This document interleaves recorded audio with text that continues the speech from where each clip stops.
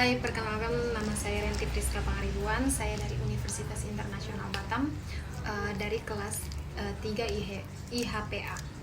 Di sini saya akan menjelaskan beberapa materi dari administrasi negara. Yang pertama, keputusan administrasi negara menurut Prince. Arti keputusan adalah tindakan hukum yang bersifat sepihak dalam bidang pemerintahan, dilakukan oleh sesuatu badan pemerintah berdasarkan wewenangnya yang luar biasa sehingga menimbulkan beberapa unsur, yaitu yang pertama, tindakan hukum bersifat sepihak dalam bidang pemerintahan dilakukan oleh badan pemerintah berdasarkan wewenang yang luar biasa. Berikutnya yaitu keputusan administrasi berdasarkan pengertian Undang-Undang Nomor 5 Tahun 1986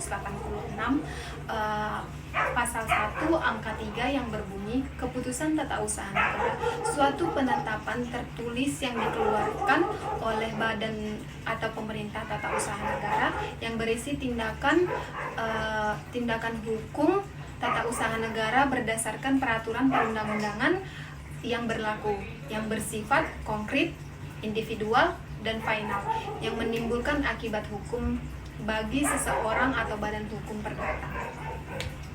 Di sini saya akan menjelaskan apa itu konkret, individual, dan final berdasarkan pasal 1 angka 3 tahun 1986. Yang pertama, konkret.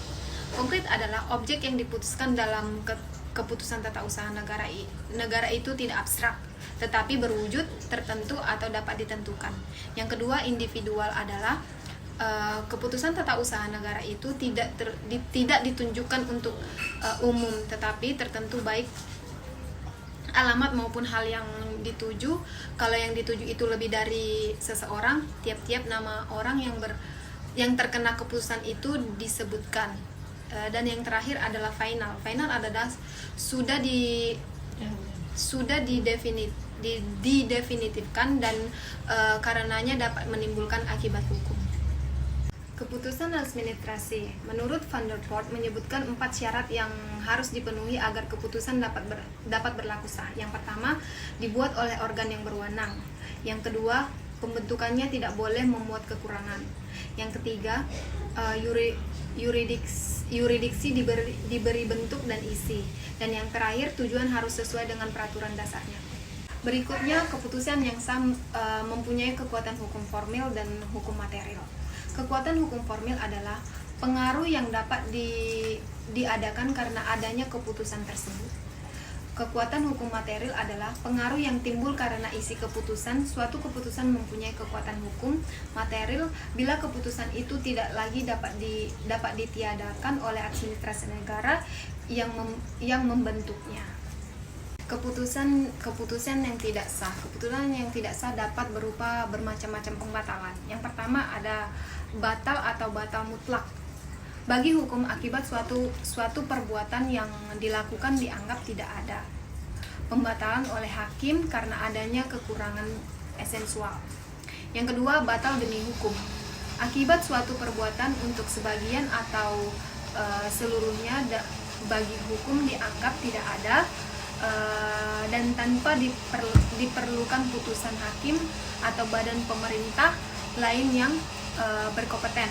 Dan yang terakhir, dapat dibatalkan bagi hukum perbuatan yang dilakukan dan akibatnya dianggap sah sampai waktu pembatalan oleh hukum atau badan pemerintah yang kompeten. Berikutnya yaitu kedudukan dan tindakan hukum pemerintah. Di sini ada pemerintah. Apa yang dimaksud dengan pemerintah? Pemerintah adalah organisasi yang memiliki kewenangan untuk membuat dan menerapkan hukum serta undang-undang. Berikutnya adalah kedudukan, kewenangan, dan tindakan pemerintah.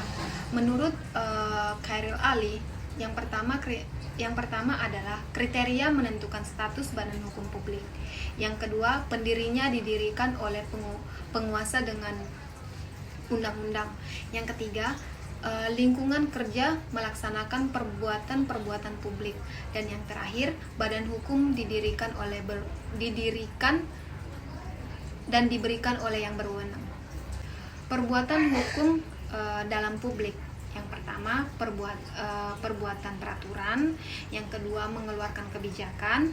Yang ketiga, menetapkan rencana. Dan yang terakhir, keputusan. Kedudukan pemerintah dalam hukum publik. Yang pertama, kedudukan publik dan private. Kedudukan publik ini dibagi menjadi dua, yaitu publik dan private. Di publik ada negara, lembaga negara, departemen, dan badan non-departemen.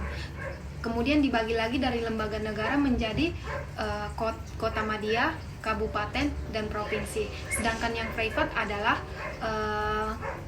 badan hukum.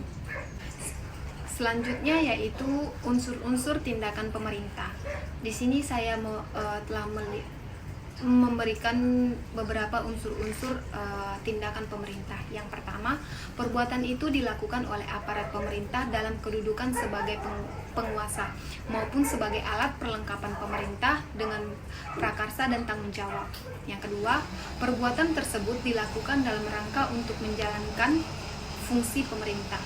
Yang ketiga, perbuatan tersebut dimaksudkan sebagai saran untuk menimbulkan akibat dalam bidang hukum administrasi negara. Dan yang terakhir, perbuatan yang bersangkutan dilakukan dalam rangka pemeliharaan kepentingan negara dan rakyat. Karakteristik tindakan pemerintah. Yang pertama, ada azas legalitas. Yang kedua, berdasarkan peraturan perundang-undangan. Yang ketiga, perbuatan hukum publik berpihak sepihak. Dan yang terakhir, kewenangan diberikan organ pemerintah tertentu. Yang berikutnya adalah asas-asas umum pemerintah yang baik. Fungsi asas-asas umum pemerintahan yang baik dalam penyelenggaraan pemerintahan adalah sebagai pedoman atau penentuan bagi pemerintah atau pejabat administrasi negara dalam rangka pemerintahan yang baik. Di sini saya akan menjelaskan asas-asas umum pemerintahan yang baik. Asas umum pemerintahan yang baik ini terbagi menjadi 3. Yang pertama, legalitas. Yang kedua, perlindungan hak asasi manusia. Dan yang terakhir, asas-asas umum pemerintahan yang baik. Di asas legalitas terbagi menjadi 4, yaitu mengadapkan dasar hukum.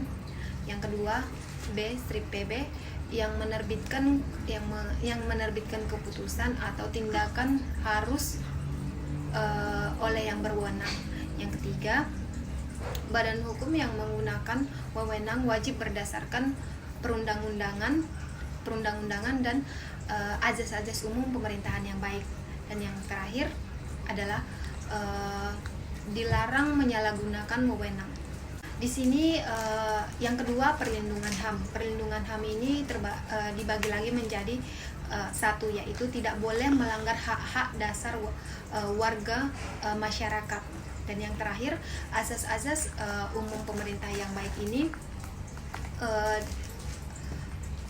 terbagi menjadi ada azas kepastian hukum, ada azas kemanfaatan, ada azas ketidakberpihakan, ada azas kecermatan, ada azas tidak menyalahgunakan wewenang, ada azas keterbukaan, ada azas kepentingan umum, dan yang terakhir ada asas dan yang terakhir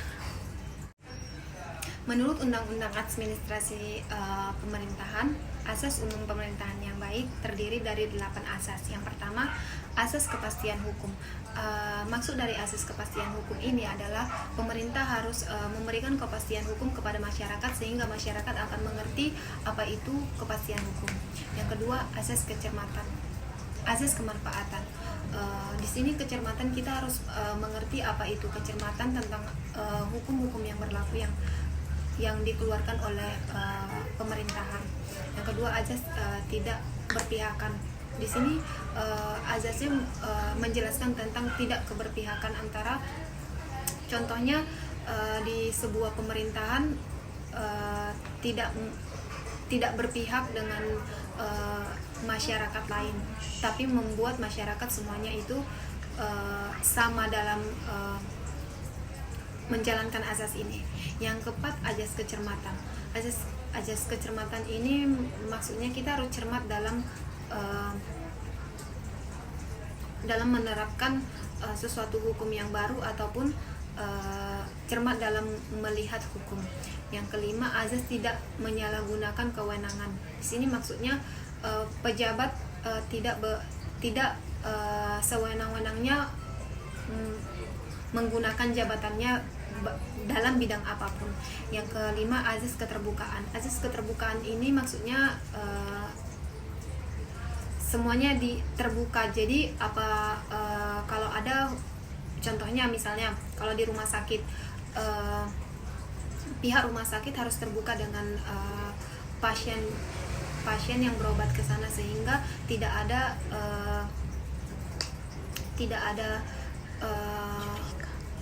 maksudnya tidak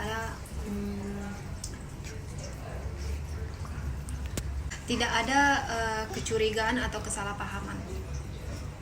Dan yang terakhir ada azas kepentingan umum. Azas kepentingan umum ini bermaksud hak masyarakat harus dipentingkan. Di sini ada perlindungan hukum dalam administrasi negara. Perlindungan hukum adalah pemberian pengayoman kepada hak asasi manusia yang dirugikan orang lain dan perlindungan tersebut diberikan kepada masyarakat agar mereka dapat menikmati semua hak-hak yang diberikan oleh hukum. Perlindungan hukum dalam administrasi negara. Di sini ada menurut beberapa para ahli. Yang pertama, menurut Sujipto Raharjo, mendefinisikan perlindungan hukum adalah memberikan pengayoman kepada hak asasi manusia yang dirugikan orang lain, dan perlindungan tersebut diberikan kepada masyarakat agar dapat menikmati semua hak-hak yang diberikan oleh hukum. Menurut Phillips M. Harjon berpendapat bahwa perlindungan hukum adalah perlindungan akan harkat dan martabat serta pengakuan terhadap hak-hak asasi manusia yang dimiliki oleh subjek hukum berdasarkan ketentuan dan wewenang. Dan yang terakhir, menurut CST Kansil, perlindungan hukum adalah sebagai upaya hukum yang harus diberikan oleh aparat penegak hukum untuk memberikan rasa aman baik secara pikiran maupun fisik dari gangguan dan berbagai ancaman dari pihak manapun. Di sini ada macam-macam perbuatan pemerintah. Secara umum ada 3 macam perbuatan pemerintah. Yang pertama, perbuatan pemerintah dalam bidang pembuatan peraturan perundang-undangan. Yang kedua, perbuatan pemerintah dalam penerbitan keputusan. Dan yang terakhir adalah perbuatan pemerintah dalam bidang keperdataan. Demikianlah hasil presentasi dari saya. Inilah beberapa materi yang telah saya bacakan. Kiranya di sini saya sedang belajar. Jika ada kesalahan, saya ucapkan maaf. Selebihnya semoga bermanfaat bagi teman-teman semua.